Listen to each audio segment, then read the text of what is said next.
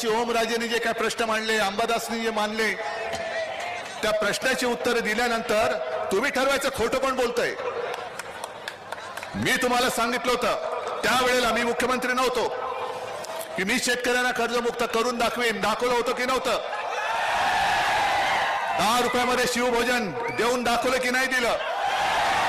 कापसाला सोयाबीनला भाव दिला होता की नव्हता? सगळे बाहेरचे उद्योग मी माझ्या राज्यात आणत होतो की नव्हतो?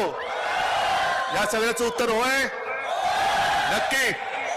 मग आता मोदी गॅरंटी, शेतकऱ्याचं उत्पन्न दुप्पट झालं, 2 कोटी रोजगार मिळाले, तुम्हाला पीक विमा मिळाला, सगळ्यांना घर मिळालं.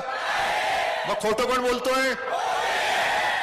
उद्धव ठाकरे एका बाजूला बोललो तर मी करून दाखवलंय, आणि मोदींनी जे बोलले ते काय त्याचा पत्ताच नाही.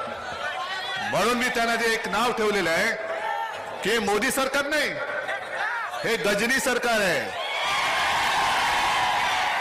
कारण 14 साली काय बोलले ते 19ला आठवत नाही, 19ला काय बोलले ते 24ला आठवत नाही.